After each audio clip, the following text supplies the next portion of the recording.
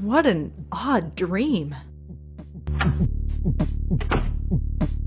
Good morning, Bright Eyes.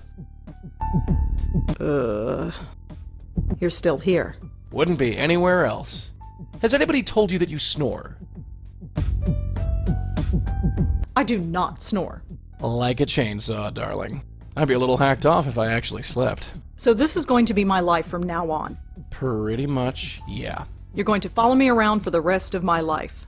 That's how it works, as far as I can tell. Great. Just great. Hey, it ain't all a bed of roses for me either, dollface. You think I chose to be shackled to your family for the last 40 years? Your grandmother refused to accept it, and look what happened to her. And Auntie? She made a mistake. What kind of mistake? Hey, what is this, 20 questions? What's with the third degree? I have a right to know. No, you want to know. There's a difference. I don't have to tell you squat. Look, this isn't easy, you know. You're a ghost? Fine. I'm a medium? Fine. My whole life is turned upside down? Fine. But you could at least meet me halfway.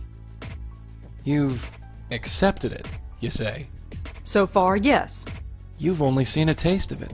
Are you ready to go all the way? What do you mean? Ready to see what's out there. Ready to see what this is all about. It's not like I have a choice, right?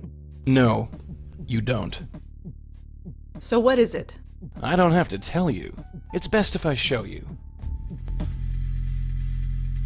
Here, take a hold of this. I can touch it? Yeah, the only part of me you can touch, unfortunately. It kinda tingles. What is it? The stuff of life. Or death. I've never quite worked it out. What now? Now you pull. Pull the tie? Yeah, pull. Okay.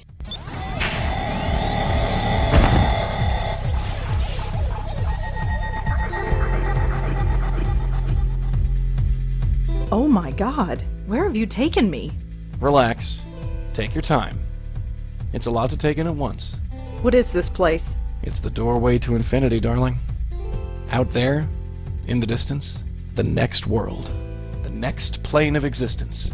The gossamer threads that separate this world from the next. Whatever you want to call it. It's all out there. How did we get here? We're inside your head. You mean I'm dreaming? No, I mean we're literally inside your head. Remember those headaches you had yesterday? Yeah? That was your power awakening. Or to be more specific, it was this place, forcing its way into your mind. There's a hole in my head. Sort of. I'm not sure I like this. Well, like it or not, we're here. So what does this place actually do? It's sort of a transfer point, or node. It connects the mortal world with the next. You bring spirits into this place, and then send them on their merry way. That's it. Well, there's a bit more to it than that. I thought as much. You see, many ghosts aren't as lucid as myself. Most can barely tell you their own names, let alone tell you what's wrong. Near as I can figure, they have to come to terms with their departure before they can actually depart. You dig me so far? I think so. The ghosts don't know they're dead. Yeah, right. So, we have to help them accept it. Once they accept their death, they are much more willing to move on. That's my job, see? I talk to the spooks. They trust me more because I'm one of them. You do the legwork. See? Anyway, I know you have some questions about this place, so go ahead and ask them. What about that ghost in the park? The one from last night. Why didn't we bring her here? First of all, I didn't think you were ready. And secondly, that ghost was too lost and confused. When a ghost is like that, I can't just force the tie into their hands. It won't work, don't ask me why. They have to know they're dead first. Your aunt called it, being spiritually ready. What about you? Can you go through that hole and move on? I wish, darling. But I can't. I've tried before, but it just spits me back out. I'm stuck here, whether I like it or not. You're wearing your tie again. How did that happen? Not sure. Near as your aunt and me figured, the tie is just an extension of whatever power brought us here.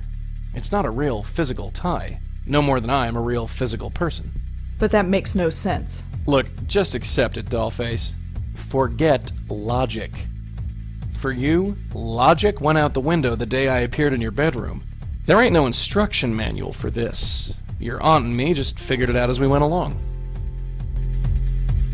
Are you okay, Joey? Me? I'm dandy.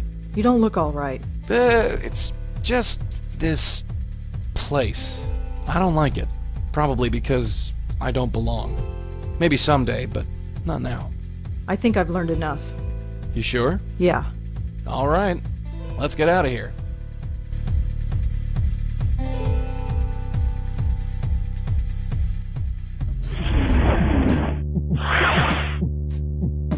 Welcome back.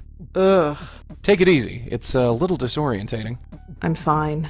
So what now? Go back to the park and bring her to that place? You got it. And how do we do that? There are 3 steps. First, we have to find out more about her. Second, we use that information to get through to her, convince her that she's dead.